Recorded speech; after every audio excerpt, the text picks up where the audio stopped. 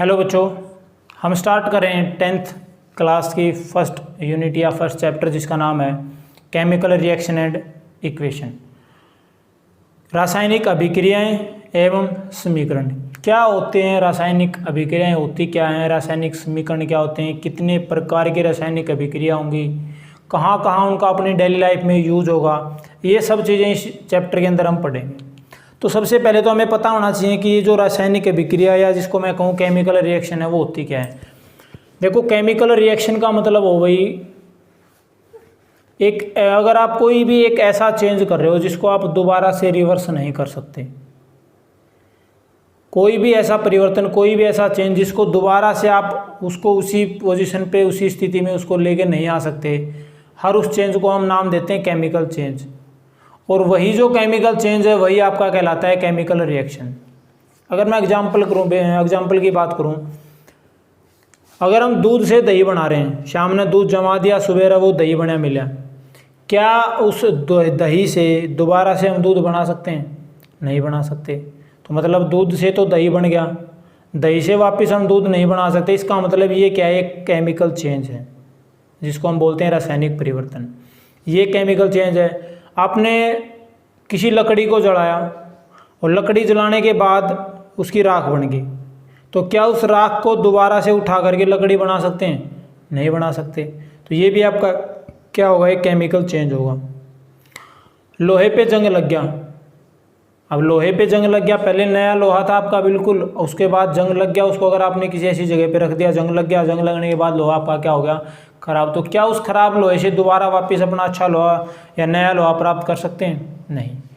तो ऐसे चेंजेस कह दें या वो रिएक्शन कौन है, वो रिएक्शन जिसके अंदर कोई नई चीज़ बन के सामने आए, कोई रिएक्शन होगी और उसके द्वारा एक नई चीज़ निकल के अपने सामने आएगी, उस चेंज का नाम दिया हमने केमिकल रिएक्शन कह दें या केमिकल चेंज कह दें। बात एक ही है कि ऐसी रिएक्शन, केमिकल रिएक्शन क्या होगी, एक ऐसी रिएक्शन जिसके अंदर कोई भी आपको नया सब्सटेंस बन के आपके सामने निकल के आएगा, उसको हम नाम, जैसे हमने लकड़ी को जलाया तो राख बन के सामने आ गई, दूध को जमाया तो दही बन गया, लोहा था, लोहे से क्या बन गया, जंग लग गया, उसके प्रत्येक नई चीज़, हर बार आपको एक नई चीज़ देखने को मिलेगी। ऐसे चेंजेस, ऐसी रिएक्शन को हम नाम देते हैं भाई केमिकल रिएक्शन। तो सबसे पहले हमें पता होना चाहिए कि केमिकल रिएक्शन क्या होगी। केमिकल रिएक्शन यानी वो reaction, the reaction in which new substance is formed is known as chemical reaction, या इसको हम बोल दें केमिकल चेंज।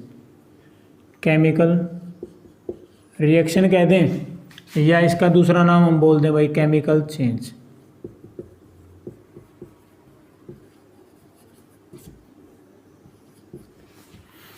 एक ऐसी रिएक्शन जिसके अंदर आपको एक नई चीज़ मिलेगी, नया सब्सटेंस, नई चीज़ आपको देखने को मिलेगी, उसका हमने नाम दे दिया chemical reaction.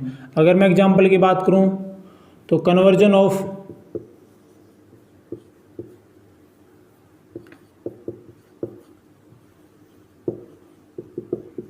Milk into curd, एक तो ये इसका एग्जांपल हो गया। एक हो गया आपका burning of food,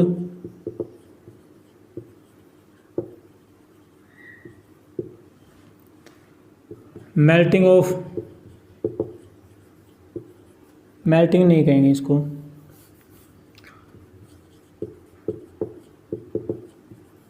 burning of candle thread, या रस्टिंग ऑन आयरन,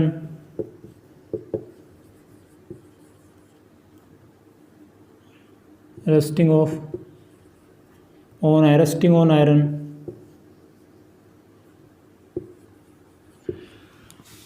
हम बात करें जो हमने अपने जो पेट के अंदर फूड डाइजेस्ट होने लग रहा है, वो भी आपका क्या है, केमिकल चेंज है। भोजन करोगे, भोजन करने से हमें क्या मिल रही है, ऊर्जा। अब उस ऊर्जा को इकट्ठा करके दोबारा से तो भोजन में कन्वर्ट नहीं कर सकते ना, तो डाइजेशन ऑफ फूड आपका वो भी क्या रहेगा भाई, डाइजेशन ऑफ फूड, ये भी आपका क्या रहेगा, एक केमिकल रिएक्शन रहेगी। तो जब भी आपसे पूछा जाए केमिकल रिएक्शन का मतलब क्या है, केमिकल चेंज का मतलब क्या है, तो केमिकल रिएक्शन या केमिकल चेंज का मतलब है कि हर वो रिएक्शन जिसके अंदर आपको कोई नई चीज़ मिले, नई चीज़ बन के आपके सामने आए, उसको हम नाम देंगे केमिकल रिएक्शन। अब ध्यान देना, किसी भी केमिकल रिएक्शन के अंदर हम दो चीज़ें पढ़ेंगे, एक होगा आपका रिएक्टेंट और एक होगा आपका प्रोडक्ट। एक होगा आपका रिएक्टेंट और दूसरा होगा आपका प्रोडक्ट, जिसको हम बोलते हैं अभिकारक। एक होता है आपका अभिकारक और दूसरा होता है आपका उत्पाद। क्या है रिएक्टेंट, क्या होगा और प्रोडक्ट क्या होगा। देखो मान लीजिए तुम लकड़ी को जला रहे हो। अब लकड़ी को जलाया तो जलने के लिए अपन क्या चाहिए, एक तो लकड़ी चाहिए भाई, दूसरा ऑक्सीजन भी चाहिए ना, बिना ऑक्सीजन के तो जलेगी नहीं वो। माचिस भी चाहिएगी, या यूं कहते हैं हम आग चाहिएगी। ये सारी चीज़ें मिली और मिलने के बाद आपको क्या चीज़ निकल के सामने आई, आपको मिली राख। तो जिन्होंने ये राख बनी कब भाई, कब बनी राख, जब इन चीज़ों ने अपना अपना काम किया। लकड़ी मिली हमें, ऑक्सीजन मिली, आग मिल गई, सारी चीज़ें मिल गई हमारे पास, सब ने अपना अपना काम किया, कंबाइन होके क्या बना दी, राख बना दी। तो ये एक रासायनिक अभिक्रिया तो होगी कि कुछ चीज़ें थी, नई चीज़ सामने क्या निकल के आई, राख। तो एक रासायनिक अभिक्रिया तो होगी। इस रासायनिक अभिक्रिया में किन किन चीज़ों ने भाग लिया भाई, लकड़ी ने भी भाग लिया, ऑक्सीजन ने भी भाग लिया और माचिस यानी कि आग, इसने भी भाग लिया। अब जरूरी नहीं है, कोई कह देगा कि माचिस ही जरूरी है कि लाइटर से जला लें, भाई जरूरी नहीं। कहने का मतलब आग चाहिए आपको, आग चाहिए, लकड़ी चाहिए और ऑक्सीजन की सप्लाई चाहिए, तभी जाके आपकी लकड़ी जलना शुरू होगी। तो इन्होंने भाग लिया इस रासायनिक अभिक्रिया में। राख बनने के लिए किन किन चीज़ों ने भाग लिया, लकड़ी ने, आग ने और ऑक्सीजन ने। किसी भी केमिकल रिएक्शन में जो पार्टिसिपेट करेंगे, जो भाग लेने वाले पदार्थ होंगे ना, उनका नाम होता है अभिकारक या रिएक्टेंट। किसी भी रासायनिक अभिक्रिया में भाग लेने वाले जो पदार्थ होते हैं उनका नाम होता है रिएक्टेंट। और रिएक्टेंट के आपस में कंबाइन होने के कारण, रिएक्टेंट के आपस में मिलने के कारण जो नई चीज़ आपको मिलेगी वो कहलाएगी आपकी प्रोडक्ट। तो यहाँ अगर मैं बात करूँ रिएक्टेंट की, कि रिएक्टेंट किसने कहेंगे,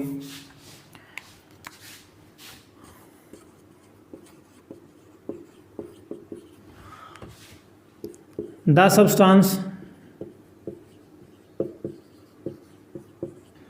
which takes part in a chemical reaction। किसी भी केमिकल रिएक्शन में जो पदार्थ पार्टिसिपेट करेंगे, भाग लेंगे, उनका हमने नाम रख दिया भाई रिएक्टेंट या उत्पाद। जैसे हमने अभी किया था, या मैं बात करूं आपको वाटर बनाना है तो हाइड्रोजन भी ले लिया अपन है और ऑक्सीजन भी ले ली, दोनों ने मिलके क्या बना दिया भाई,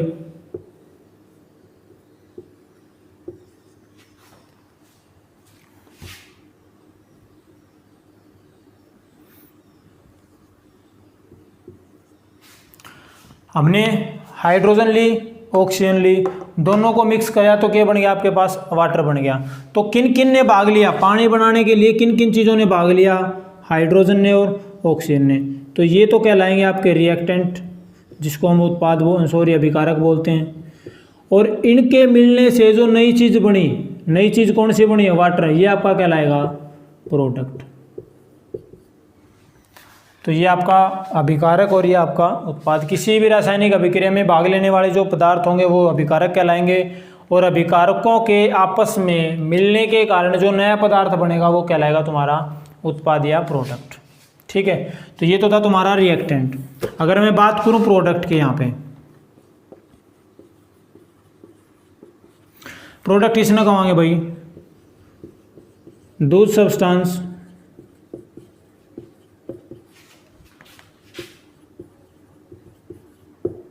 which is formed after a chemical reaction, या यूँ कहते हैं which is formed in a chemical reaction. वो सब्सटेंस जो किसी भी रासायनिक अभिक्रिया के परिणाम स्वरूप बनते हैं उनको हम नाम दे देंगे प्रोडक्ट। तो सबसे पहले केमिकल रिएक्शन क्या होगी? केमिकल रिएक्शन का मतलब होता है आपका कि जब भी आप एक ऐसी रिएक्शन जिसमें नई चीज़ आपके सामने बन के आए उसको हम केमिकल रिएक्शन बोलेंगे। एग्जाम्पल कोई भी ले लेना, डाइजेशन ऑफ फूड है, रस्टिंग ऑन आयरन है, लोहे पे जंग लग रहा है, भोजन का पचना है, लकड़ी को जला रहे हो, दूध का दही बनना हो गया, ठीक है, और मतलब कोई भी ऐसी चीज़, पेपर को जला रहे हो, किसी चीज़ को जला रहे हो, कोई नई चीज़ बन के सामने आ रही है आपके साथ, तो उसको हम नाम दें केमिकल रिएक्शन। केमिकल रिएक्शन के अंदर दो चीज़ें इंपॉर्टेंट होती हैं, एक होती है आपका रिएक्टेंट और एक होता है आपका प्रोडक्ट। रिएक्टेंट किसने कहेंगे? किसी भी केमिकल रिएक्शन के अंदर जो जो पदार्थ भाग लेंगे, जो आपस में कंबाइन होकर नई चीज़ बनाएंगे, तो जो भाग लेने वाले पदार्थ होंगे वो रिएक्टेंट होंगे और जो नई चीज़ बनेगी वो तुम्हारी क्या होगी? प्रोडक्ट। ये तो था भाई तुम्हारा बेसिक सा इंट्रोडक्शन एक बार किसी केमिकल रिएक्शन का। उसके बाद अगर हम बात करें, नोट कर लेना साथ के साथ, उसके बाद अगर हम बात करें एक केमिकल इक्वेशन की बात हो रही है यहाँ पे, chemical reaction and equation. Type of reaction पढ़े उससे पहले हम इक्वेशन की तरफ चलेंगे कि केमिकल इक्वेशन किसने कहेंगे। केमिकल इक्वेशन जिसको बोलते हैं रासायनिक समीकरण। रासायनिक समीकरण या केमिकल इक्वेशन किसने कहेंगे? देखो किसी भी एक ऐसी इक्वेशन होगी, ऐसा समीकरण होगा जिसके द्वारा हम किसी भी केमिकल रिएक्शन को रिप्रेजेंट करेंगे। यानी एक वो इक्वेशन होगी जिसके द्वारा जो आपके पास केमिकल रिएक्शन हुई है उसको हम रिप्रेजेंट करेंगे। रिप्रेजेंट कैसे करेंगे? रिप्रेजेंट करने का जो तरीका होगा वही आपका क्या कहलाएगा? Chemical equation. यानी मैं बात करूं यहाँ पे, अगर मैं लिख दूं हाइड्रोजन, यहाँ मैं लिख दूं ऑक्सीजन, और ये आपस में कंबाइन होके क्या बनाया इन्होंने? वाटर बना दिया। ये तो एक केमिकल रिएक्शन होगी, ये तो आपकी एक केमिकल रिएक्शन होगी जिसमें रिएक्टेंट कौन है? ये वाले क्या आपके रिएक्टेंट हैं और ये वाला आपका क्या बनेगा? प्रोडक्ट। लेकिन केमिकल इक्वेशन किसने कहेंगे? हाइड्रोजन को किससे रिप्रेजेंट करेंगे? H2 से, H से रिप्रेजेंट करेंगे, लेकिन आपको दो एटम चाहिए इसके। ऑक्सीजन को O से करते हैं, इसके भी दो चाहिए। क्या बन जाएगा यहाँ पे? H2O। अब देखो केमिकल रिएक्शन तो ये थी, इस केमिकल रिएक्शन को हमने रिप्रेजेंट कैसे कर दिया? इस इक्वेशन की सहायता से कर दिया। तो ये कहलाएगी तुम्हारी केमिकल इक्वेशन और ये कहलाएगी केमिकल रिएक्शन। ऐसा नहीं है कि रिएक्शन नहीं होगी, रिएक्शन तो है, लेकिन यहाँ पे हमने केमिकल रिएक्शन को एक इक्वेशन की फॉर्म में लिख दिया। मैथ के अंदर लिखते हैं ना x + y = 2, तो वही तो है आपका। कुछ इस साइड वाले कुछ आपस में जुड़ रहे हैं, यहाँ से आपका रिजल्ट आने लग रहा है। वही काम यहाँ होगा कि इन्होंने आपस में, ये आपस में कंबाइन हुए, ये आपके साथ एक नया, आपके सामने एक नया प्रोडक्ट बने। तो किसी भी केमिकल रिएक्शन को जब हम सिंबॉलिक फॉर्म में रिप्रेजेंट कर लेते हैं, जब उसके सिंबल की फॉर्म में इसको यूज़ कर लेते हैं, तब वो बन जाती है आपकी केमिकल इक्वेशन। तो केमिकल इक्वेशन को कैसे लिखेंगे? The equation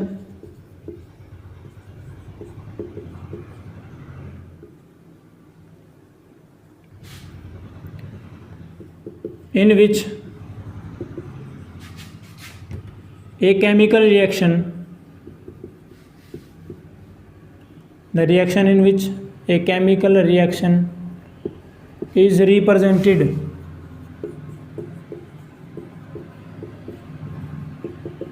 in symbolic form। मतलब ये एक ऐसी इक्वेशन, या जब भी किसी केमिकल रिएक्शन को आप इक्वेशन की फॉर्म में लिख देते हो तब वो बन जाती है तुम्हारी केमिकल इक्वेशन। ठीक है भाई। तो केमिकल इक्वेशन एक वो इक्वेशन होगी जिसके अंदर किसी भी केमिकल रिएक्शन को उसका एक सिंबॉलिक रिप्रेजेंटेशन दे दिया जाता है। सिंबल्स हम यूज़ करेंगे, जो रिएक्टेंट होंगे, रिएक्टेंट की जगह हम सिंबल यूज़ करेंगे, तो वो बन जाएगी तुम्हारी केमिकल इक्वेशन। अब एक नाम और आएगा यहाँ पे कि ये जो केमिकल इक्वेशन है ना, इसको बैलेंस केमिकल इक्वेशन, यानी कोई भी केमिकल रिएक्शन होगी उसके लिए जरूरी है सबसे पहले balance chemical reaction, balance chemical equation.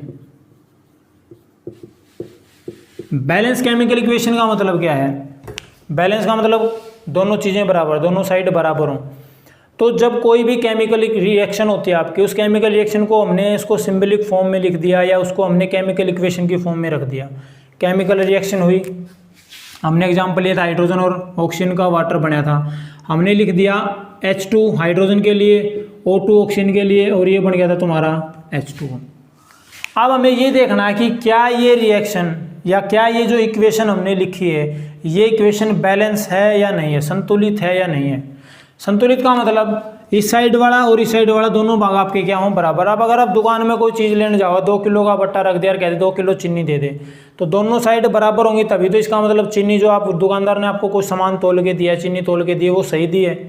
अगर बाट वाली साइड झुक रही है तो इसका मतलब चीनी क्या है, कम है, और चीनी वाली साइड अगर झुकाव है तो इसका मतलब चीनी ज़्यादा है। तो यहाँ भी हमें ये देखना पड़ेगा कि ये जो इक्वेशन हमने बना दी ये इक्वेशन बैलेंस है या नहीं है। बैलेंस इक्वेशन बैलेंस है या नहीं, इसको चेक करने के लिए आपको केवल एक ही चीज़ ध्यान रखनी है कि दोनों साइड, रिएक्टेंट की साइड भी और प्रोडक्ट की साइड, यानी अभिकारक की तरह साइड भी और उत्पाद की साइड भी, आप ये देखो जितने जितने एटम रिएक्टेंट की साइड हैं उतने उतने एटम उस साइड भी होने चाहिए। कैसे भाई? देखो यहाँ हाइड्रोजन कितने हैं, पहले यहाँ ये देखो कितने एटम इसके अंदर यूज होने लग रहे, कौन कौन से, हाइड्रोजन है और ऑक्सीजन है। हाइड्रोजन यहाँ कितने हैं, 2, यहाँ हाइड्रोजन कितने, 2, यहाँ ऑक्सीजन कितनी, 2, यहाँ ऑक्सीजन कितनी, 1। अब देखो हाइड्रोजन तो बराबर हैं लेकिन ऑक्सीजन की संख्या है वो बराबर नहीं है, तो क्या ये रिएक्शन या क्या ये इक्वेशन बैलेंस है? नहीं है, बैलेंस नहीं है। तो बैलेंस कब होगी? जब इस साइड भी अगर आपके पास 2 ऑक्सीजन आ जाएं तब ये क्या हो जाएगी, बैलेंस। अब मान लो मैंने यहाँ पे 2 लगा दिया, अब 2 लगाते ही ऑक्सीजन तो मेरी 2 होगी, हाइड्रोजन कितनी होगी, 2 दूनी 4। अब क्या ये रिएक्शन अब बैलेंस होगी? नहीं, अब भी नहीं है बैलेंस होगी। यहाँ हाइड्रोजन 2 है, यहाँ हाइड्रोजन 4। इसके लिए क्या करूँ?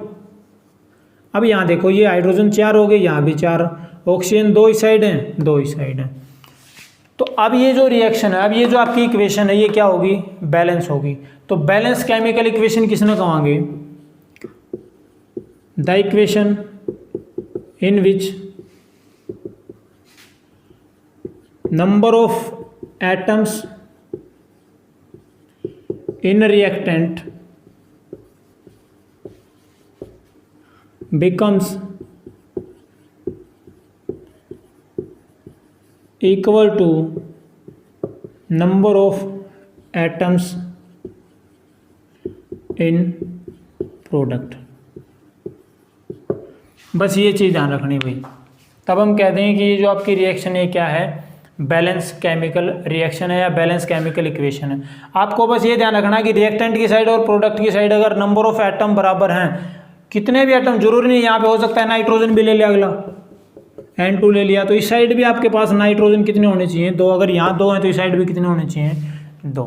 तो ऐसी इक्वेशन, ऐसी रिएक्शन जिसके अंदर रिएक्टेंट की साइड और प्रोडक्ट की साइड नंबर ऑफ एटम, परमाणुओं की संख्या अगर बराबर है, तब हम उसको नाम दे देंगे भाई बैलेंस केमिकल इक्वेशन। इक्वेशन को बैलेंस कैसे किया जाए ये हम इस चैप्टर के सबसे लास्ट में करेंगे। सबसे पहले हम बात करेंगे कि इस चैप्टर के अंदर कुछ स्पेशल टाइप की, अलग अलग टाइप की रिएक्शंस दे रखे हैं, केमिकल रिएक्शन। भाई केमिकल रिएक्शन हमने क्या पढ़ी थी कि कोई नई चीज़ बन के सामने आएगी वो आपकी केमिकल रिएक्शन होगी। जब भी 2, 3, 4, 5 कितने भी चीज़ें आपस में कंबाइन होंगी, आपस में रिएक्ट करेंगी, रिएक्शन करने के बावजूद जो नया पदार्थ निकल के सामने आएगा, तब हम कह देंगे हाँ ये केमिकल रिएक्शन है। रिएक्टेंट पढ़ा हमने, इसके अंदर प्रोडक्ट पढ़ा। अब बात करेंगे टाइप ऑफ केमिकल रिएक्शन की, types of chemical reaction. Chemical reaction कितने टाइप की, इस चैप्टर के अंदर ध्यान रखना, लगभग हम 8 से 10 टाइप की केमिकल रिएक्शन के बारे में स्टडी करेंगे, और लगभग एग्जाम में 2 नंबर में 1 क्वेश्चन यहाँ से पक्का ही आओ भाई, ठीक है। तो कितने टाइप की केमिकल रिएक्शन होंगी वो देखेंगे। सबसे पहली जो केमिकल रिएक्शन होगी उसका नाम होगा कॉम्बिनेशन रिएक्शन।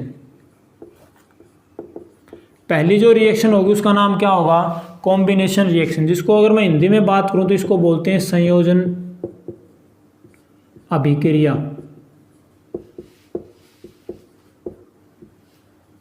संयोजन अभिक्रिया। अब देखो इसके नाम से ही इसकी डेफिनेशन बन जाएगी। कॉम्बिनेशन का मतलब जब दो या दो से ज़्यादा चीज़ें आपस में कंबाइन हो जाएं, जुड़ जाएं, वो कॉम्बिनेशन। संयोजन का मतलब भी जुड़ना होता है कि 2 3 4 5 कितनी भी चीज़ें आपस में जुड़ जाएं और सारी जुड़ के कोई एक नई चीज़ बना दें, उसका नाम हम दे देंगे संयोजन अभिक्रिया, कॉम्बिनेशन रिएक्शन। तो क्या होगी combination reaction? The reaction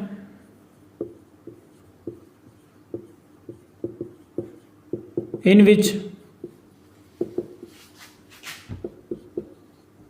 two or more substance are combined together to form a single product. क्या बने भाई कि 2 3 4 5 कितने भी आपस में रिएक्टेंट होंगे, कितने भी आपस में अभिकारक होंगे, वो आपस में जुड़ेंगे, आपस में मिलेंगे और मिलके केवल एक ही प्रोडक्ट बनाएंगे, एक ही प्रोडक्ट बना दें। उस रिएक्शन का नाम क्या होगा? कॉम्बिनेशन या संयोजन अभिक्रिया। यानी एक ऐसी अभिक्रिया जिसमें 2 या 2 से ज़्यादा अभिकारक आपस में मिलकर किसी अकेले उत्पाद का निर्माण करें, उस रिएक्शन का नाम क्या होगा भाई? Combination reaction. मैं बात करूं, एक एग्जांपल तो आपका यही था कि H2 और मैं Cl2 ले लूं, H2 और Cl2 ले लूं, तो ये क्या बना देगा आपका? HCl। भाई 2 हो गए ना, 1 और 2, 2 या 2 से ज़्यादा आपस में मिले और मिलके क्या बना दिया? एक सिंगल प्रोडक्ट बना दिया। इसका नाम क्या हो जाएगा तुम्हारा? इस अभिक्रिया का नाम क्या होगा? Combination reaction. अगर मैं बात करूं CaO plus CO2, calcium oxide और कार्बन डाइऑक्साइड, अगर हमने इसको मिला दिया तो ये बन जाएगा तुम्हारा CaCO3। देखो 2 चीज़ें हैं आपस में कंबाइन हुई हैं, 2 या 2 से ज़्यादा, ये तो दिया गया ना, 2 या 2 से ज़्यादा सब्सटेंस पदार्थ आपस में कंबाइन हुए और कंबाइन होके क्या बना दिया? एक सिंगल प्रोडक्ट बना दिया। उस रिएक्शन का नाम क्या रहेगा आपका? संयोजन अभिक्रिया या कॉम्बिनेशन रिएक्शन। वाटर वाला लिया था हमने, हाइड्रोजन और ऑक्सीजन आपस में कंबाइन हुए और वो मिलके उन्होंने क्या बनाया था? आपका वाटर बना दिया था। तो कोई भी ऐसा एग्जाम्पल उठा लेना जहाँ से आपका कोई एक सब्सटेंस 2 या 2 से ज़्यादा चीज़ें आपस में कंबाइन होंगी और वो अकेली एक चीज़ बना देंगी, वो कहलाएगी तुम्हारी कॉम्बिनेशन रिएक्शन। समझ आ गई? चलो उसके बाद नंबर 2 पे है भाई अगली रिएक्शन,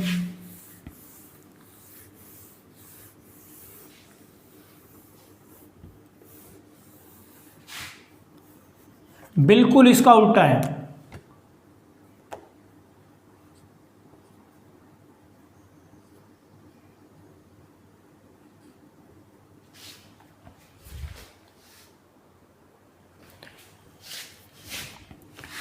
डीकम्पोजिशन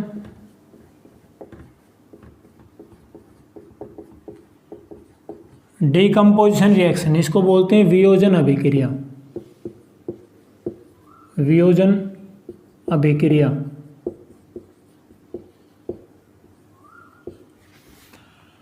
एक डीकम्पोजिशन, देखो एक थी कॉम्बिनेशन, ये है डीकम्पोजिशन। कॉम्बिनेशन में तो 2 या 2 से ज़्यादा चीज़ें आपस में कंबाइन होकर एक चीज़ बना रही थी, ये जस्ट उसका उल्टा है। यहाँ अकेली कोई चीज़ होगी, अकेला अभिकारक होगा और वो टूट के 2 या 2 से ज़्यादा उत्पाद में कन्वर्ट हो जाएगा। बिल्कुल उसका रिवर्स, वहाँ 2 या 2 से ज़्यादा चीज़ें आपस में कंबाइन होकर एक बना रही थी, यहाँ अकेला होगा और वो टूट के 2 या 2 से ज़्यादा चीज़ों में डिवाइड हो जाएगा। उस रिएक्शन का नाम क्या रहेगा? वियोजन अभिक्रिया या डीकम्पोजिशन रिएक्शन। यानी the reaction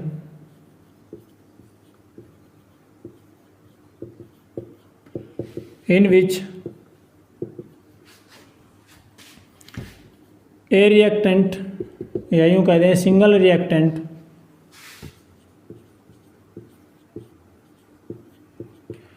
is dissociate into two or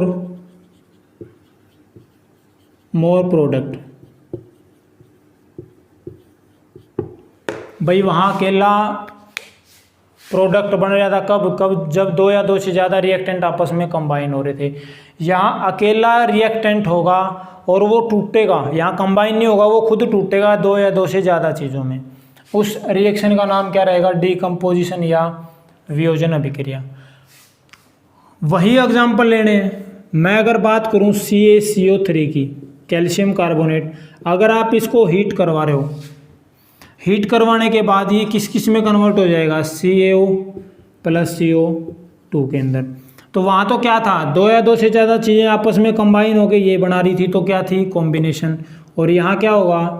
अकेला होगा, गर्म किया, गर्म करने के बाद दो या दो से ज़्यादा में टूट गया। इसका नाम क्या रहेगा तुम्हारा? Decomposition reaction. ठीक है। वाटर की बात कर लो। वाटर के अंदर से जब आप इलेक्ट्रिसिटी पास करवाओगे, इसके बारे में हम थोड़ा सा आगे पढ़े भी, इलेक्ट्रिसिटी पास करवाओगे तो ये आपका H2 में और O2 में टूट जाओगा। H2 में टूट गया और O2 में टूट गया। तो ये रिएक्शन क्या रहेगी तुम्हारे? अकेला था, किस में टूट गया? दो या दो से ज़्यादा में। तो कौन सी रिएक्शन हो जाएगी? Decomposition reaction. अब ये जो डीकम्पोजिशन रिएक्शन है ये 3 तरीके की होती है भाई। Type of decomposition, type of decomposition reaction, यानी डीकम्पोजिशन कैसे कैसे पॉसिबल है। अकेले रिएक्टेंट को प्रोडक्ट में तोड़ना है तो कैसे कैसे तोड़ सकते हैं, कौन कौन से तरीके हैं। सबसे पहला होगा decomposition by heat. Decomposition by heat, या यूँ कह सकते हैं कि डीकम्पोजिशन, सीधा ही लिख देता हूँ मैं, डीकम्पोजिशन बाय हीट। आपके पास कोई अकेला रिएक्टेंट होगा, उसको आप हीट करवाओगे और हीट करवाने के बाद वो ब्रेक डाउन हो जाएगा, उसका वो डिसोसिएट हो जाएगा। तो उसका नाम क्या रहेगा भाई आपका? Decomposition by heat. हीट से क्या ना, हमने उसको गर्म करा, हीट करा, उसको उष्मा दी उसको, तब जाके वो डिसोसिएट हुआ है। इसका नाम हो जाएगा डीकम्पोजिशन बाय हीट। यानी the reaction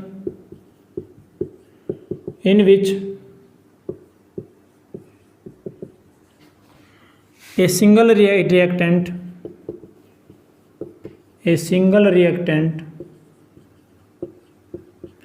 is divided into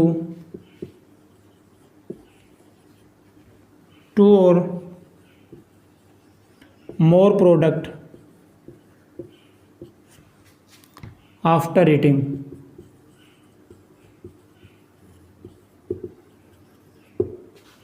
heat करने के बाद अगर सिंगल रिएक्टेंट दो या दो से ज़्यादा प्रोडक्ट में टूट जाए तो वो कहलाएगा तुम्हारा डीकम्पोजिशन बाय हीट। एग्जांपल वही मैंने बताया था, CaCO3 की बजाय तुम जिंक कार्बोनेट ले लो, यहाँ पे ZnCO3। इसको जब आप हीट करवाओगे, तो ये बनेगा तुम्हारा ZnO + CO2। हीट करवाया ना, गर्म करा, तब जाके आपका कन्वर्ट हुआ है दो या दो से ज़्यादा प्रोडक्ट में। इसका नाम आ जाएगा डीकम्पोजिशन बाय हीट। दूसरा decomposition by light. Decomposition by light का मतलब क्या है? सेम रहेगा, the reaction in which single reactant is converted into product when it is placed in sunlight. जब आप किसी भी रिएक्टेंट को सनलाइट के अंदर रख दोगे, सूरज की रोशनी के अंदर रख दिया, तो वहाँ से क्या होगा? वो डिसोसिएट हो जाएगा, वो ब्रेक डाउन हो जाएगा, और उस रिएक्शन का हम नाम दे देंगे क्या होगा भाई? Decomposition by light. एग्जाम्पल लूँ मैं AgBr का, सिल्वर ब्रोमाइड। अगर इसको आप सनलाइट में रखोगे, इसको अगर आप सनलाइट में रखोगे तो ये आपका किस किस में टूट जाएगा, Ag प्लस Br2 के अंदर।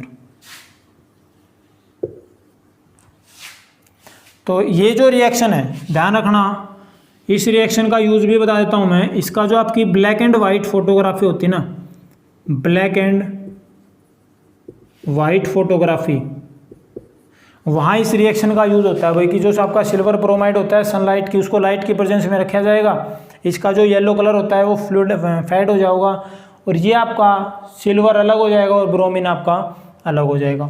तो किसकी प्रेजेंस में टूटा है, सनलाइट की प्रेजेंस में, तो इसको हम बोल देंगे डीकम्पोजिशन बाय लाइट। उसके बाद अगर मैं बात करूं नंबर 3 की, तीसरे नंबर पे decomposition bye electricity. Decomposition bye electricity, electricity से डीकम्पोजिशन कैसे होगा, मैंने बताया था एग्जांपल कि जब आपने वाटर ले लिया और वाटर में से जब आप करंट पास करवाओगे, जब आपने इलेक्ट्रिसिटी पास करवाई तो H2 आपका अलग हो जाएगा और O2 अलग हो जाएगा। कैसे, एक बार मैं ये साफ कर रहा हूँ भाई, साथ के साथ लिखते रहना।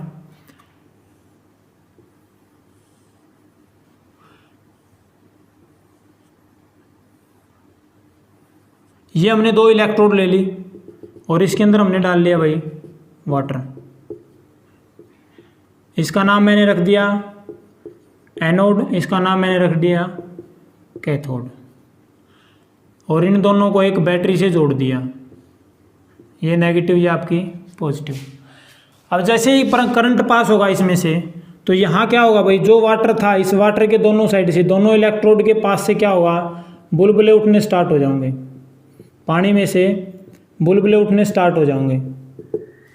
ये बुलबुले किसके हैं, हाइड्रोजन के हैं और ऑक्सीजन के। तो जब भी पानी में से आप करंट पास करवाओगे, हाइड्रोजन गैस के बुलबुले और ऑक्सीजन गैस के बुलबुले उठने स्टार्ट हो जाएंगे, दोनों इलेक्ट्रोड के पास। अब हमें ये पता होना चाहिए हाइड्रोजन गैस कौन सी इलेक्ट्रोड से निकलेगी, एनोड से या कैथोड से, ऑक्सीजन कौन सी से निकलेगी, एनोड से या कैथोड से। तो ध्यान रखना एक चीज़, हाइड्रोजन पे प्लस होता है चार्ज, ऑक्सीजन पे माइनस। अब माइनस वाला किसके पास जाएगा, नेगेटिव चार्ज तो नेगेटिव चार्ज के पास जाएगा नहीं, किसके पास जाएगा, पॉजिटिव के पास। तो आपकी जो ऑक्सीजन है वो क्या है, नेगेटिव है, तो ऑक्सीजन किसके पास जाएगी, एनोड के पास। तो ध्यान रखना ऑक्सीजन हमेशा कहाँ से निकलेगी, एनोड से, और हाइड्रोजन हमेशा कहाँ से निकलेगी, कैथोड से। कई बार पूछ लेते हैं जब आप हाइड्रोलिसिस करते हो वाटर का, तो जो बुलबुले उठते हैं ऑक्सीजन और हाइड्रोजन के, उसमें ऑक्सीजन कहाँ से निकलती है, कौन सी इलेक्ट्रोड पे जाएगी। तो ध्यान रखना ऑक्सीजन के बुलबुले एनोड से निकलेंगे। क्यों, ऑक्सीजन पे नेगेटिव चार्ज है, नेगेटिव चार्ज पार्टिकल है वो आपका इलेक्ट्रोड, नेगेटिव इलेक्ट्रोड पे तो जाएगा नहीं, किसकी तरफ भागेगा, पॉजिटिव की तरफ। तो ऑक्सीजन पे तो नेगेटिव चार्ज है, कहाँ जाएगी, पॉजिटिव पे। पॉजिटिव वाली चार्ज इलेक्ट्रोड को क्या बोलते हैं, एनोड। तो ऑक्सीजन के बुलबुले आपके एनोड से निकलेंगे और हाइड्रोजन के कहाँ से निकलेंगे, कैथोड से। तो ये तो थी तुम्हारी 2 टाइप की रिएक्शन, एक कॉम्बिनेशन रिएक्शन जिसमें अकेला रिएक्टेंट एक या दो से ज़्यादा रिएक्टेंट कंबाइन होंगे और अकेले प्रोडक्ट का निर्माण कर देंगे। और डीकम्पोजिशन के अंदर क्या होगा, इसका बिल्कुल रिवर्स होगा कि अकेला कोई रिएक्टेंट होगा और वो 2 या 2 से ज़्यादा प्रोडक्ट में टूट जाएगा। 3 तरीके हैं इसको तोड़ने के, या तो आप उसको हीट कर दो तो टूट जाएगा, या उसको आप लाइट में रख दो तो टूट जाएगा, या उसको आप इलेक्ट्रिसिटी प्रोवाइड करवा दो तो टूट जाएगा। ये थी आपकी रिएक्शंस। इसके बाद कुछ टाइप की रिएक्शन और रहेगी, 6-7 टाइप की, वो हम नेक्स्ट वीडियो के अंदर करेंगे। अपने साथ के साथ लिखते रहना भाई और पढ़ते रहना। Thank you.